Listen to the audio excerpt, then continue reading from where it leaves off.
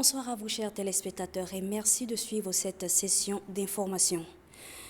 Ouvrons cette édition avec la présentation ce 5 février du nouveau bureau exécutif du Conseil national des affaires islamiques au président de la République, chef de l'État, Maréchal Mohamed Idriss Déby Itno. À cette occasion, le chef de l'État a félicité les oulémas pour leur engagement et les appelle à promouvoir l'unité, la tolérance et le vivre ensemble tout en rejetant fermement l'extrémisme et les discours de haine. Angal Toklok.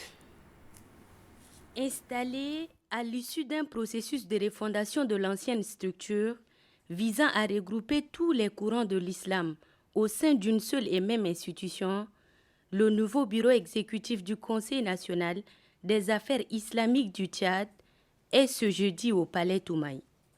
Conduit par leur président, Cheikh Abdadaïm Abdallah Ousmane, les membres sont venus à la rencontre du président de la République, chef de l'État, Maréchal Mohamed Idriss Déby Itno, pour lui réaffirmer leur engagement à œuvrer pour l'unité de la communauté musulmane dans le respect des valeurs de paix, de tolérance et de vivre ensemble.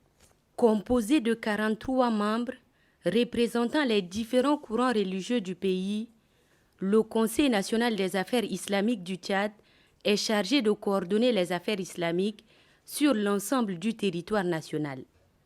Sa mission principale consiste à encadrer la pratique religieuse, promouvoir un islam de paix et de tolérance, contribuer à la cohésion sociale, sensibiliser les populations, assurer l'éducation spirituelle, prévenir l'extrémisme violent et dialoguer avec les autres confessions religieuses dans le respect des principes républicains et de la Constitution. Dans son message, le chef de l'État a félicité les membres du bureau pour leur engagement. Il a rappelé que les oulémas doivent être des références morales, des modèles de comportement au service des fidèles et de la nation. Le président de la République a surtout mis en garde contre les dérives liées au fondamentalisme religieux, à l'extrémisme violent et aux prêches de haine qui constituent une menace réelle pour la paix sociale. Je me réjouis de constater que vous avez pris conscience de la nécessité de réaliser le regroupement de tous les courants religieux musulmans dans une instance d'unité représentant la communauté musulmane, conformément au Surat 3, verset 103, que je cite: « Attachez-vous fermement au pacte et à la cause d'Allah, ne vous divisez pas. » Je tiens particulièrement à vous féliciter et à vous assurer de ma considération pour l'éminente dignité qui s'attache à votre fonction, au rôle que vous devez désormais jouer et les responsabilités propres qui en découlent. Le chef de l'État a également insisté sur le respect du pluralisme religieux, de la liberté de conscience et des lois de la République, appelant le Conseil à instaurer un dialogue constructif avec les autres confessions.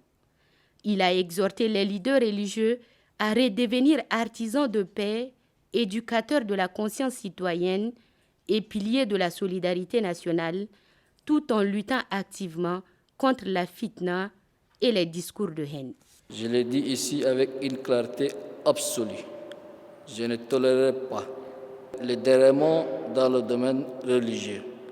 Je serai ferme, constant et intraitable contre toute instrumentalisation de la religion à des fins de division.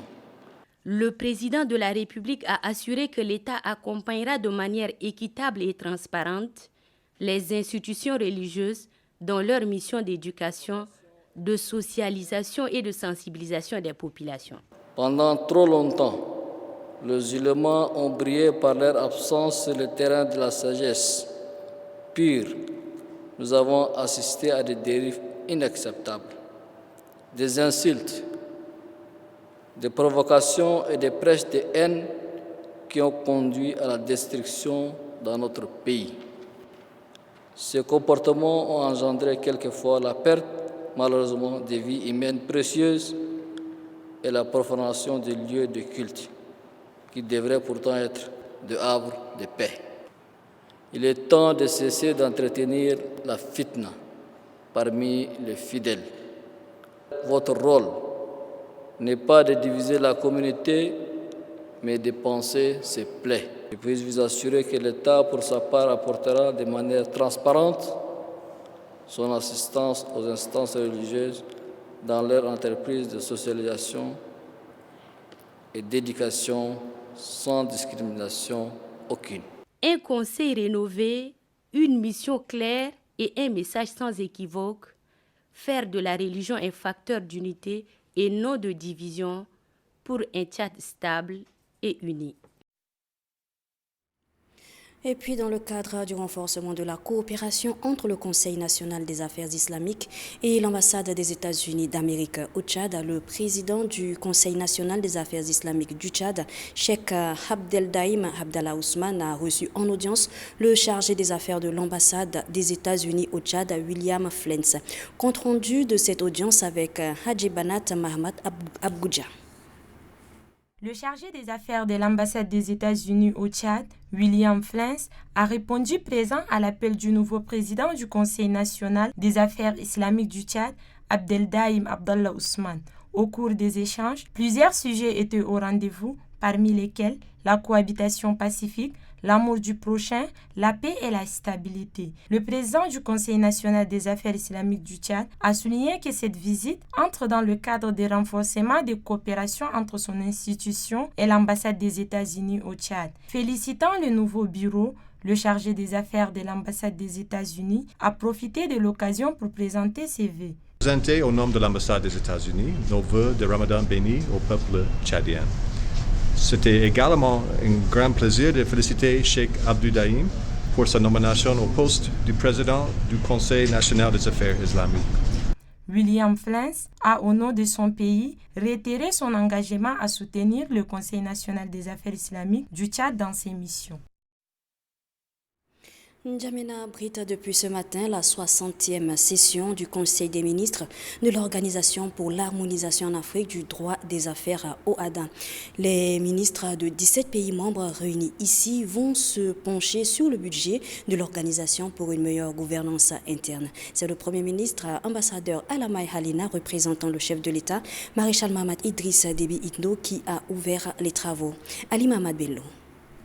La grande salle de Radisson Blu s'est nourrie aujourd'hui d'une nouvelle expérience. La 60e session du Conseil des ministres de l'Organisation pour l'harmonisation en Afrique du droit des affaires s'ouvre ce jeudi, présidée par le Premier ministre chef du gouvernement, ambassadeur Alamay Halina, représentant le chef de l'État, le maréchal Mohamed Idriss Déby Itno.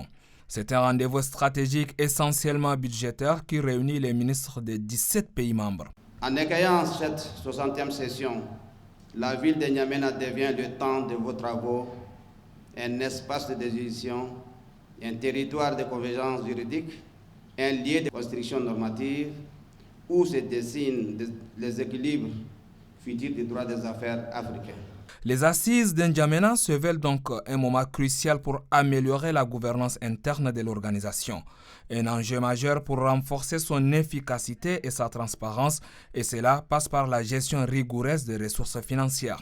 Ces actions qui ont été menées, avec tout l'effort fourni au niveau du secrétariat permanent pour continuer à mobiliser les États, aller remobiliser les partenaires techniques et financiers et repositionner l'organisation du point de vue diplomatique et institutionnel, méritent bien évidemment d'être soutenus encore et encore par nos États. C'est donc le lieu de demander au Conseil des ministres et à l'ensemble des États, les ministres des Finances, les chefs de gouvernement, les chefs d'État, de soutenir l'Organisation pour l'harmonisation en Afrique du droit des affaires. L'OHADA veut donner à partir d'N'Djamena un nouveau souffle à sa gestion interne pour renforcer sa capacité à accompagner efficacement ses États membres vers une croissance inclusive.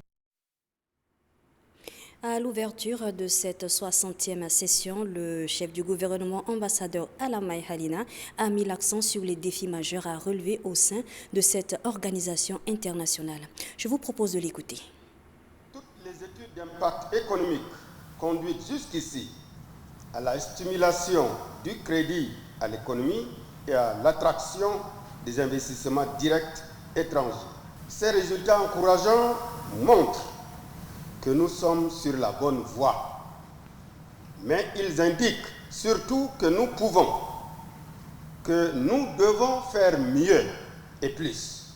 La bonne conduite de cet ambitieux progrès devrait contribuer à la mise en place d'un système de suivi-évaluation permanent de l'impact économique de l'OHADA et de répondre à une prescription de la conférence des chefs d'État et de gouvernement émise lors de sa session tenue le 17 octobre 2013. Plus généralement, il importe que l'OHADA reste particulièrement attentive aux besoins de nos États et de nos populations, afin de remplir au mieux la mission que les pères fondateurs lui ont assignée.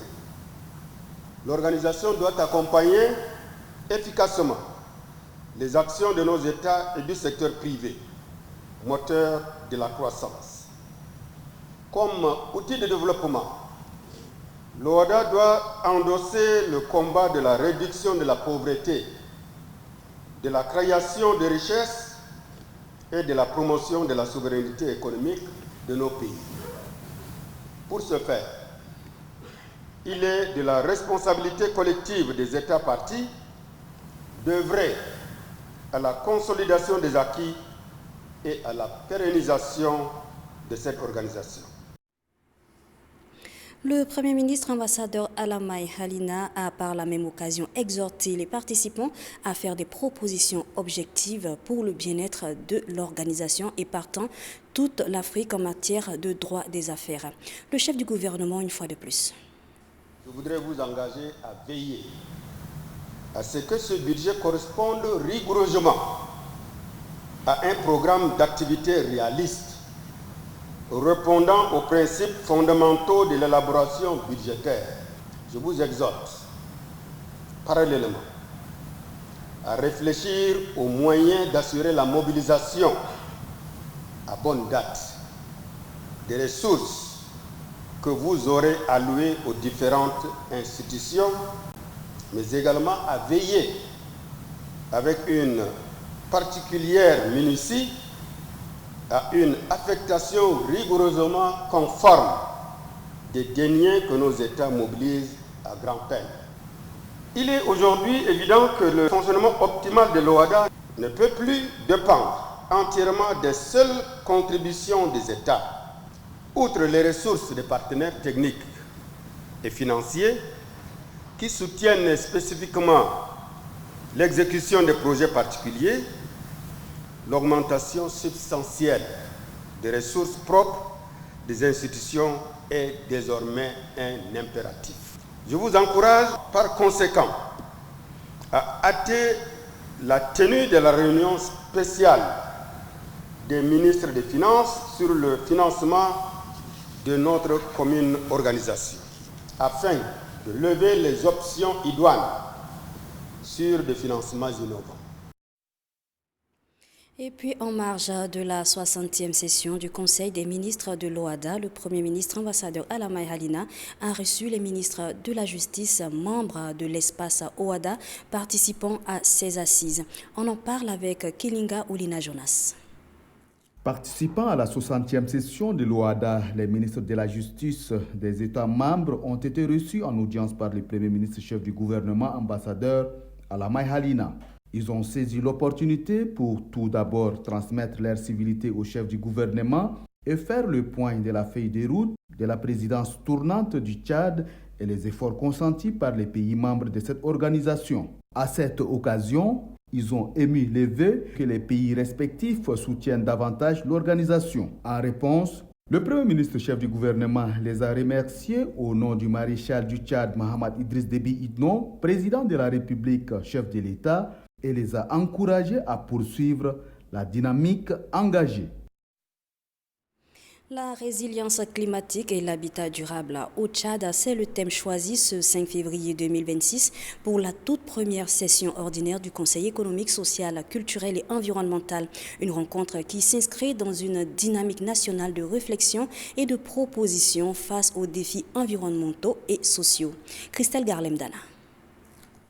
Face aux défis du changement climatique et de l'urbanisation galopante, le Tchad engage la réflexion. Le Conseil économique, social, culturel et environnemental a ouvert ce 5 février 2026 sa première session ordinaire de l'année consacrée à la résilience climatique et à l'habitat durable. Une rencontre qui, jusqu'au 19 février, mobilise autorités, institutions et partenaires autour des grands défis environnementaux et sociaux du pays.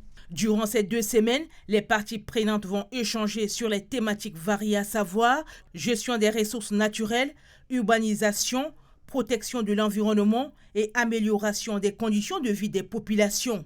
Le président du Conseil économique, social, culturel et environnemental a rappelé l'importance de cette session pour accompagner les politiques publiques face aux défis climatiques. Le Conseil est chargé d'appuyer le gouvernement et le Parlement dans les politiques publiques par des orientations et des propositions pour le bien-être de la population. Dr Amat Mbodou Mahamat a mis en avant la nécessité de bâtir une stratégie nationale de résilience climatique tout en promouvant un habitat durable et adapté aux réalités locales. Face à cette situation, il paraît indispensable que l'État, les collectivités locales, les professionnels du cadre bâti et les populations conjuguent leurs efforts pour mettre en place des politiques, des solutions d'habitat résilient intégrant la réduction des risques de catastrophes, l'adaptation au changement climatique et la protection durable des populations vulnérables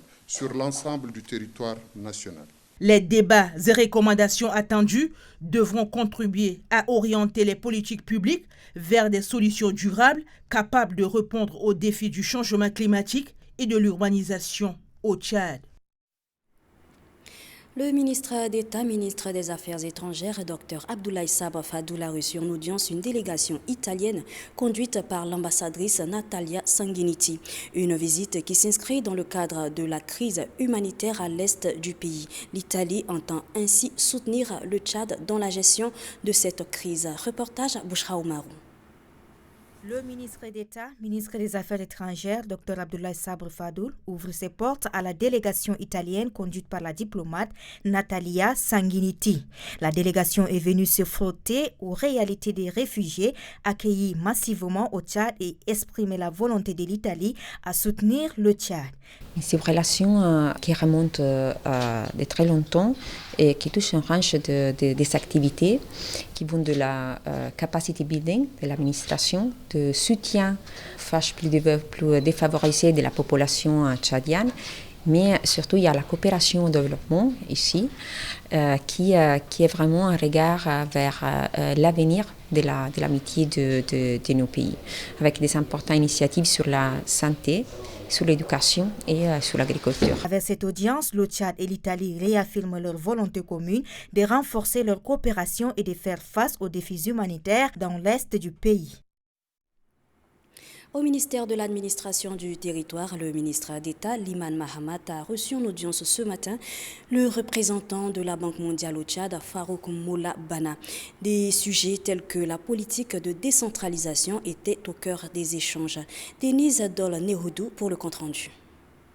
Le représentant de la Banque mondiale et sa délégation ont échangé avec le ministre d'État, ministre de l'Administration du Territoire, sur les questions liées à la politique de décentralisation afin d'avoir des informations nécessaires pouvant permettre à la Banque mondiale d'avoir une idée pour accompagner le Tchad dans sa feuille de route concernant la décentralisation. Après plusieurs heures d'échange, la délégation se dit satisfaite des points abordés au sorti de cette rencontre. Nous avons discuté avec Monsieur le ministre comment la Banque mondiale, en tant que partenaire de l'État du Tchad, peut accompagner dans l'opérationnalisation de cette feuille de route, notamment à travers la mise en place des outils qui sont essentiels pour que la politique de décentralisation puisse être matérialisée. Nous sommes disposés à continuer notre accompagnement technique pour que la vision du gouvernement de rapprocher la gouvernance des populations à travers la politique de décentralisation puisse voir le jour. La Banque mondiale, partenaire technique et financier de longue date du Tchad, reste prête et disponible à accompagner le pays dans sa politique de décentralisation et de développement. Mutilation génitale féminine, la ministre de la Femme et de la Protection de la Petite Enfance, Kitoko Gatangulu, a fait cet après-midi une déclaration à l'occasion de la Journée internationale de lutte contre les mutilations génitales féminines édition 2026. À travers cette sortie médiatique, la ministre a fermement condamné cette pratique encore récurrente et a appelé à une implication accrue de toutes les parties prenantes afin d'y mettre définitivement fin. Un extrait de ses propos. 6 février, le monde s'arrête pour dire non aux mutilations génitales féminines, non à une pratique qui blesse les corps, non à une violence qui vole l'enfance, détruit des vies et réduit des millions de femmes et de filles au silence. Instituée par les Nations Unies, la Journée internationale de la tolérance zéro nous rappelle une vérité essentielle. Les mutilations génitales féminines ne sont ni une tradition, ni une fatalité. Elles sont une grave violation des droits humains et une atteinte intolérable à la dignité humaine. Au Tchad, malgré des progrès notables, cette pratique persiste encore dans certaines provinces. Sous la haute autorité du maréchal Mahamat Idriss Déby Itno, président de la République, chef de l'État, le gouvernement a engagé une lutte résolue et courageuse contre toutes les formes de violence, quelles qu'elles soient, faites aux filles et aux femmes tchadiennes. Des textes de loi forts ont été adoptés. Des stratégies nationales ont été mises en œuvre. Sachez que les filles et les femmes tchadiennes sont au cœur de la vision du maréchal Mahamat Idriss Déby Itno, président de la République, chef de l'État, qui les considère comme des actrices essentielles du développement durable et équitable de notre pays. Le médiateur de la République, ambassadeur Saleh Kebzabo, entouré de son staff technique, a reçu en audience cet après-midi l'ambassadeur du Royaume du Maroc au Tchad, Abdelatif Erodja, accompagné de ses collaborateurs. Au menu, les étapes prochaines de coopération. Reportage Maral et Joséphine. À la médiature, Saleh Kebzabo, médiateur de la République, et l'ambassadeur du Royaume du Maroc au Tchad, Abdelatif Erodja, ont eu un entretien basé sur le renforcement et la consolidation des liens de coopération bénéfiques pour la population tchadienne et marocaine. Un moment pour les deux éminentes personnalités de faire le point de la mission effectuée par le médiateur au Maroc. Cette visite à la médiature de la République s'inscrit dans le cadre du suivi de la dernière visite que M. le médiateur de la République a effectuée au Maroc le mois de septembre dernier. On a passé en revue beaucoup de sujets et beaucoup de thématiques et beaucoup de secteurs qui peuvent être concrétisés prochainement. Abdelatif Erodja, l'ambassadeur du Royaume du Maroc au Tchad, annonce qu'avec le médiateur de la République Saleh Kebzabo, les regards sont désormais tournés vers un avenir meilleur pour des relations bilatérales fortes, visibles et durables. Après 4 jours d'intenses travaux, une mission gouvernementale de haut niveau a procédé ce jeudi 5 février 2026 à Abéché à la restitution officielle de ses conclusions. La cérémonie organisée dans un hôtel de la place a réuni un large parterre de participants issus des forces vives de la nation. Reportage Fulbert Oumanan. Cette rencontre de restitution marque l'aboutissement d'une mission conduite dans la province du Ouaddaï sous l'égide du ministre de la Défense et des anciens combattants et victimes de guerre, le général Issaka Maloua Djamous, représentant le ministre de la Sécurité publique et de l'immigration. Ouvrant la série d'interventions, le délégué du gouvernement auprès de la province du Ouaddaï, le général Ismaël Yamouta Djorgo, a rappelé les objectifs essentiels de cette mission. Évaluer la situation sécuritaire, écouter les préoccupations des populations et formuler des recommandations concrètes en vue du renforcement de la paix et de la cohésion sociale. Prenant ensuite la parole, le ministre de la Défense a exprimé sa profonde reconnaissance à l'endroit des populations du Ouaddaï pour leur accueil chaleureux et leur franche collaboration. Le général Issaka Maloua Djamous a mis en exergue les résultats tangibles de la mission, notamment les opérations de fouilles et de sécurisation menées par les forces de sécurité intérieure. Abordant la spécificité d'Abéché, le ministre a souligné son fort fort potentiel économique, appelant à une vigilance accrue. Il a illustré ses propos par des saisies importantes de sommes d'argent, invitant les populations à privilégier les circuits bancaires afin de réduire les risques d'insécurité. La circulation des armes blanches a également été fermement condamnée avec un appel appuyé aux chefs traditionnels pour un encadrement plus rigoureux des communautés et une collaboration avec les forces de sécurité intérieure. S'agissant des réfugiés, le ministre a réaffirmé l'engagement constant de l'État tchadien pour leur protection tout en insistant sur la nécessité d'identifier et de neutraliser toute tentative d'infiltration susceptible de menacer la culture des populations. La jeunesse du Wadaï a par ailleurs été exhortée à adopter un comportement responsable, notamment dans l'usage des réseaux sociaux et à s'impliquer activement dans la promotion de la paix et du développement. Les doléances recueillies au cours de la mission ont été dûment consignées et transmises aux plus hautes autorités de l'État. Le ministre a enfin invité les conseillers provinciaux à redoubler d'efforts pour un développement harmonieux et inclusif de la province. Clôturant la cérémonie, le délégué du gouvernement a rappelé que le Wadaï doit demeurer une terre de paix, de cohésion et de développement durable au bénéfice de toutes ses filles et de tous ses fils. Les interventions du ministre secrétaire particulier adjoint du chef de l'État, Aliou Abdoulaye Ibrahim, et du sultan sont venus renforcer les messages de fermeté, de responsabilité et d'unité portés par la délégation ministérielle. C'est avec une note de satisfaction que le ministre de la Défense, le général Issaka Maloua Djamous, a mis fin à cette rencontre de restitution. Lancement conjoint cet après-midi dans les locaux de l'ONAMA du plan de réponse humanitaire et du plan de réponse pour les réfugiés 2026 au Tchad. Présidé par la ministre de l'Action sociale et des Affaires humanitaires, cette initiative se veut un cadre de mobilisation de ressources et de financement nécessaires pour les actions humanitaires. On en sait plus avec Thomas Ousmane Djali.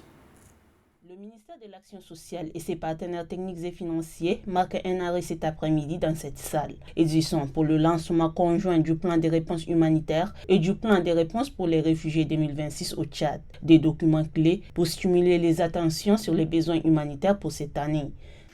Sur le plan stratégique, ce plan poursuit 3 objectifs globaux. Réduire la mortalité et la morbidité, améliorer l'accès sûr, digne et adéquat aux services sociaux de base. Les acteurs humanitaires sollicitent 984 millions de dollars américains pour répondre à ces besoins. C'est donc un cadre de mobilisation des ressources et des financements nécessaires pour les actions. Et les projecteurs s'allument donc sur le bilan, la structure du plan de réponse 2026 avec un aperçu de la crise humanitaire, les priorités stratégiques et un détail sur le plan de réponse pour les réfugiés. Vu l'immensité des défis, naissent des engagements tout frais.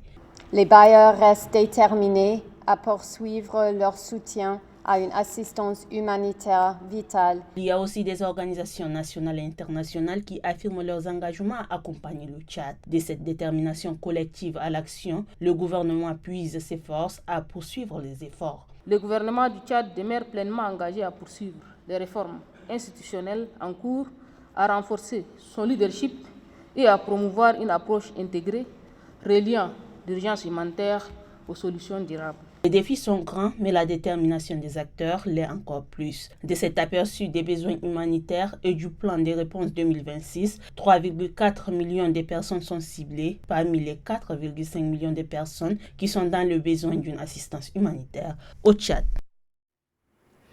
Et puis le ministère de la Santé publique et de la Prévention a tenu ce matin une réunion de concertation, de coordination et d'évaluation avec ses partenaires. Cette réunion trimestrielle présidée par le ministre de la Santé publique et de la Prévention, Dr Abdelmajid Abdelrahim, a permis de passer en revue les activités et les études menées dans le cadre de la lutte contre l'épidémie du choléra. Abiba Deyewakalo.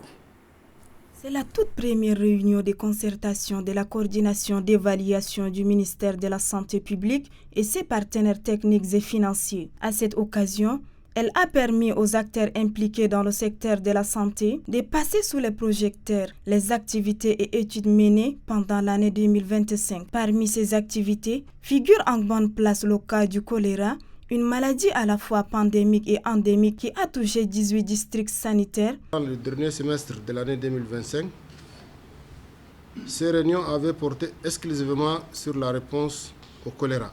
Nous avons pu maîtriser à temps, heureusement, et c'est le lieu également de vous retirer les remerciements du gouvernement pour vos différents appuis ayant permis le résultat satisfaisant.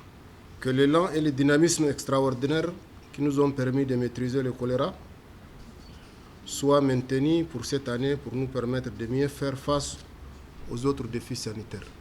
Au cours de cette rencontre, la coordination a énuméré les causes de cette maladie, les risques qui y sont liés, les mesures d'urgence et d'endiguement prises par le ministère, l'importance de la formation des agents sanitaires dans le cadre de IRIS, une plateforme permettant la gestion des ressources humaines, ainsi que les difficultés rencontrées. Le ministre de la Production et de l'Industrialisation agricole, Keda Bala, a ouvert ce matin en présence de son collègue de l'Environnement, Hassan Bahit Jamous, un atelier d'évaluation de la stratégie et du programme pays du Fonds international de développement agricole FIDA, une initiative qui vise à examiner et évaluer la performance des interventions du FIDA au Tchad. Reportage à Youssouf Abderrahman Aligad. C'est la première évaluation de la stratégie et du programme pays du Fonds international de développement agricole FIDA mené par le Bureau indépendant d'évaluation couvrant la période d'intervention du FIDA. Ce rapport vise à évaluer les résultats et la performance du programme en vue de formuler les conclusions et recommandations utiles pour renforcer les futurs partenariats entre la République du Tchad et le FIDA. Le directeur du bureau indépendant d'évaluation du FIDA, Indra Naïdo, a apprécié la qualité de collaboration parfaite entre le FIDA et la République du Tchad qui a abouti au financement de plusieurs projets en fait de contribuer à l'amélioration des conditions de vie des ménages pour le développement rural au Tchad. Le directeur régional division Afrique de l'Ouest et du Centre, Bernard Yang, a relevé que cette évaluation définira le prochain cadre de coopération pour la promotion du secteur agricole. Il sera nécessaire de se doter d'un plan d'action concret pour adresser les défis irrélatifs et cet atelier pourrait déjà servir de cadre de collecte de contributions. Le ministre de la Production et de l'Industrialisation agricole a salué l'impact positif des investissements du FIDA au profit de la population tchadienne en milieu rural. Le FIDA et le gouvernement tchadien ont développé un partenariat stratégique solide et opportun, ce qui se traduit par une bonne pertinence et cohérence entre les thématiques stratégiques appuyées par le FIDA. Les interventions du FIDA ont ciblé de manière stratégique des zones rurales les plus vulnérables, confrontées à la pauvreté, à l'insécurité alimentaire et à la fragilité des systèmes productifs. Les résultats, les renseignements et les recommandations issues de cette évaluation contribueront à la préparation du nouveau programme d'options stratégiques de l'année 2026 au Tchad. Et puis, l'équipe du ministère de l'élevage de la production animale en campagne de sensibilisation contre la peste des petits ruminants et la péripneumonie contagieuse bovine est arrivée à Ngoura. L'équipe a rencontré les autorités locales, les agriculteurs et les cultivateurs. Mahmoud Suleiman. La mission du ministère de l'élevage et de la production animale intensifie la campagne de sensibilisation lancée dans le cadre de lutte contre les maladies animales. En Ngoura, les membres de la mission ont tenu une rencontre d'échange avec les autorités locales, les éleveurs et agriculteurs, ainsi que les agents vétérinaires œuvrant dans cette zone. Les échanges ont porté essentiellement sur l'importance de la vaccination contre les pestes de petits ruminants et la péripneumonie contagieuse bovine et les conflits agriculteurs-éleveurs. Après cette rencontre, la délégation du ministère de l'élevage et de la production animale s'est rendue au village de Rassalam pour sensibiliser les éleveurs à vacciner leur bétail. Selon le ministre, seule la vaccination peut protéger l'animal contre les pestes de petits ruminants et la péripneumonie contagieuse bovine. Après le village d'Arassalam, le ministre et sa suite sont allés au village Bisné pour signifier aux éleveurs l'utilité de la vaccination contre les maladies animales. À Bilbarka, le même message est transmis aux éleveurs, celui de vacciner les bétails. À Chadra, la délégation a été accueillie par le sous-préfet de la localité. Aussitôt arrivés, les membres de la mission ont échangé avec les autorités traditionnelles et religieuses, les éleveurs et les agents du projet régional d'appui au pastoralisme au Sahel, PRAPSD. Au cours de ces échanges, tous les mots qui minent le développement du pastoralisme dans cette zone ont été passés au scanner. Les chefs des cantons, Yorda, Issa Bachar Hamid, a saisi l'opportunité pour plaider en faveur des éleveurs. Selon lui, les animaux ont besoin de bonne alimentation et de traitements adéquats. Pour ce faire, il sollicite l'appui du ministère de l'élevage afin que les animaux de sa zone consomment une alimentation équilibrée. Il a ensuite salué l'appui conséquent des autorités en charge de l'élevage en matière de prévention contre les maladies animales. Très attentif à ces préoccupations, le ministre de l'élevage et de la production animale, Abderrahim Al-Attaïb, rassure les éleveurs et les chefs traditionnels de la disponibilité de son département à œuvrer pour le bien-être du cheptel au Tchad. Volet élevage et production animale toujours, le ministère de l'élevage et de la production animale, en collaboration avec la plateforme Chendel Emploi Sahel, a également organisé une conférence citoyenne pour présenter aux experts tchadiens le programme Chendel, un programme régional qui ambitionne de faire de l'élevage un véritable levier d'emploi et de souveraineté alimentaire dans les pays du Sahel. Mohamed Brahim Abakar. Regroupant 5 pays membres, le Niger, le Mali, le Burkina Faso, la Mauritanie et le Tchad, le programme Chendel Emploi Sahel a pour objectif principal la promotion des emplois ruraux à grande échelle et le renforcement de la souveraineté alimentaire dans l'espace sahélien. Le très hautement stratégique programme Chendel Sahel Emploi, qui se veut être une initiative porteur d'espoir et en alignement avec les politiques sectorielles de développement des pays du Sahel et du Tchad en particulier. Le secrétaire général adjoint du ministère de l'élevage a réaffirmé l'engagement des autorités tchadiennes à faire de l'élevage un pilier stratégique du développement national. L'État tchadien, conscient de l'intérêt social et économique de l'agropastoralisme, n'a ménagé aucun effort pour mettre en place des stratégies permettant d'augmenter durablement les productions pastorales et agropastorales, gage de la sécurité alimentaire. La conférence citoyenne a permis aux experts tchadiens d'échanger avec les responsables du projet sur le mécanisme de mise en œuvre, les partenariats possibles et les perspectives d'appropriation nationale du programme Chendel. Parlons à présent de cette réunion du Comité national économique et financier, CNEF, sous l'autorité du ministère des Finances de chaque pays de la CEMAC qui s'est tenue ce matin.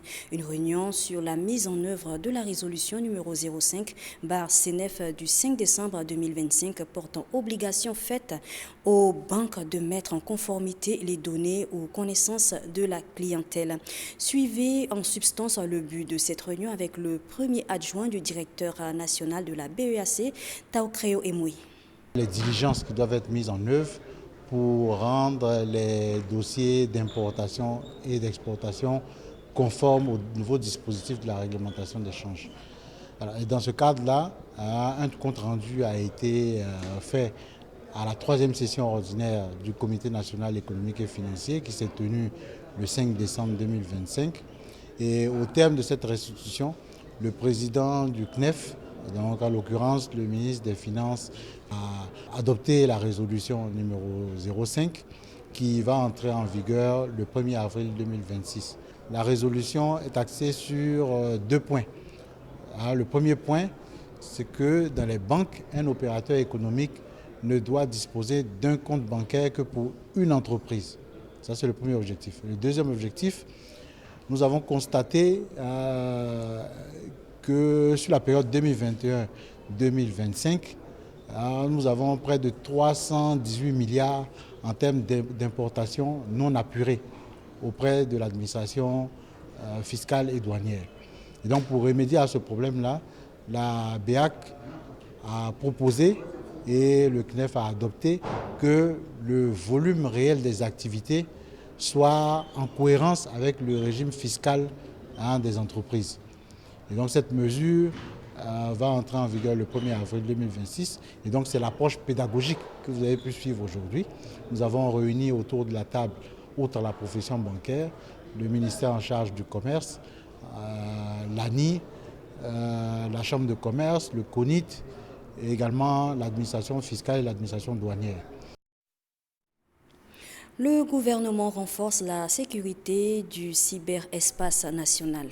L'ANSSIS et l'ADETIC ont signé un contrat tripartite avec un cabinet Texo Group pour l'audit du data center national. Objectif, garantir la sécurité et l'authenticité des équipements avant son exploitation. Les détails avec Mohamed Brahim Abakar. Dans le cadre de la sécurisation du cyberespace national et de la protection de données sensibles, le gouvernement poursuit la mise en œuvre du Data Center national, une infrastructure dédiée à l'hébergement des données et services de l'État. L'ANSSIS et l'ADETIC ont signé un contrat tripartite avec le cabinet Texo Group pour auditer l'architecture et l'équipement de cette infrastructure stratégique. La directrice générale adjointe de l'ANSSIS a souligné que le data center vise avant tout la protection de données nationales. La modernisation de l'État, c'est le socle même de cette vision-là.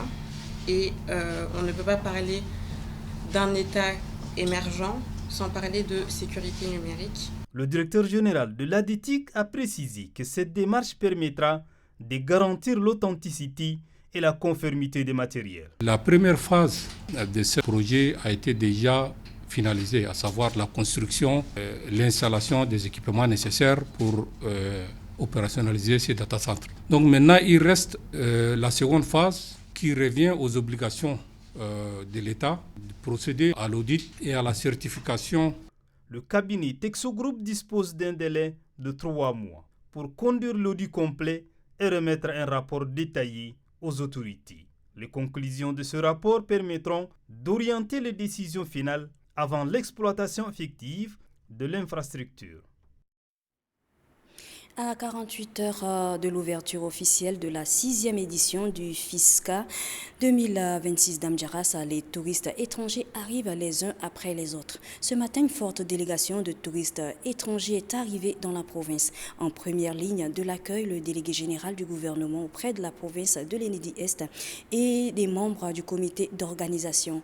Récit Vareladje Dongstan. Le Festival international des cultures sahariennes FISCA 2026, le compte à rebours est lancé.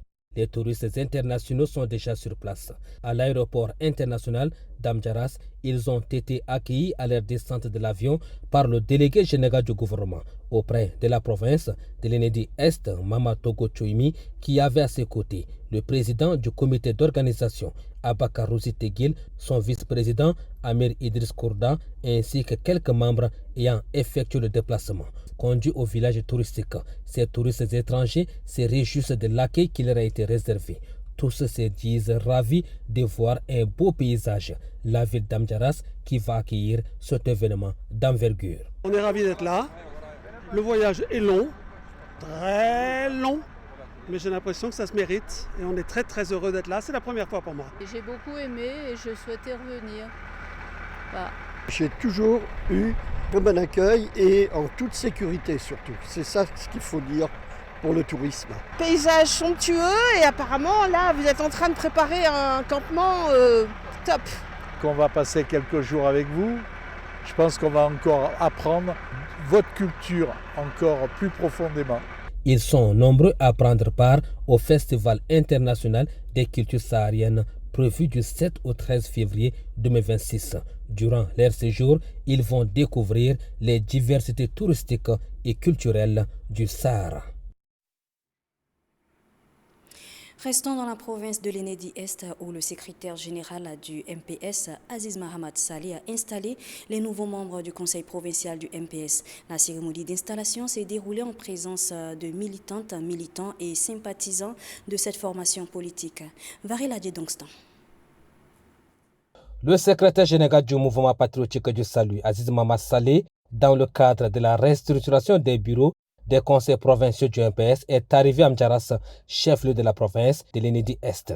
Après son accueil à l'aéroport international par les autorités locales et les militants de cette formation politique, le secrétaire général du MPS a procédé à l'installation officielle de la nouvelle équipe dirigeante du conseil provincial du MPS de l'Enedi-Est. C'est une équipe mixte ayant à sa tête son secrétaire général Biguera Hamid Tira, qui a été désigné par consensus à l'issue des consultations menées par le mandateur Abakar Tegil.